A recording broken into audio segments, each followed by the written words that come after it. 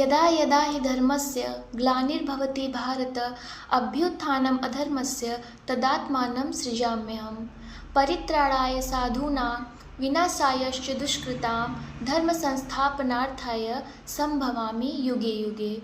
अर्थात श्रीमद् भगवद गीता का चौथे अध्याय के 6वें और 7वें मंत्र में श्री कृष्ण जी कहते हैं, हे अर्जुन, जब जब धरती पर धर्म का पतन और अधर्म का उत्थान होता है, तब तब मैं निर्दोष लोगों की सुरक्षा तथा दोषियों का सर्वनाश करने के लिए अवतार लेता हूँ। वह कालखंड चाहे सतयुग का हो, चाहे त्रेता युग का हो, चाहे द्वापर युग का हो और चाहे कलयुग का।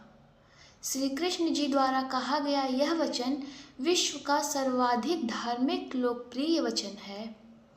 श्री कृष्ण जी के इस वचन को सुनकर लगभग सभी हिंदू ईश्वर विश्वासी लोग यह विश्वास करते हैं कि सर्वशक्तिमान ईश्वर का अवतार होता है। लेकिन मैं ऐसा मानती हूँ कि लोगों की ऐसी मान्यता सर्वशक्तिमान ईश्वर के गुणों का भ्रामक वर्णन भर करती हैं, क्योंकि सर्वशक्तिमान ईश्वर को अनंत दृश्य अदृश्य ब्रह्मांड में उत्पन्न किसी भी समस्या का समाधान के लिए मनुष्य रूप शरीर का सहारा लेने की कोई भी आवश्यकता नहीं होती।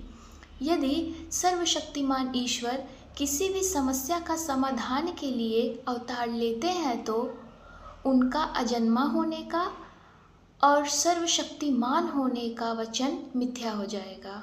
मेरी इन सब बातों को सुनकर आपके मन में यह प्रश्न उठ सकता है कि क्या श्री कृष्ण जी ने अर्जुन से झूठ बोला था कि वे ईश्वर हैं? आपके इस प्रश्न के उत्तर में मैं यही कहूँगी कि हाँ, श्री कृष्ण जी ने अर्जुन से झूठ बोला था और श्री कृष्ण जी के झूठ बोलने का एक ही उद्देश्य था, वह यह कि अर्जुन अपनी अवसादगत मनोस्थिति से बाहर निकले और युद्ध करे। मैं यह कह सकती हूँ कि अर्जुन को ठीक करने के लिए श्री कृष्ण जी द्वारा बोला गया यह वचन एक एक्स्ट्रा पावर वाला हैवी डोज का काम किया था।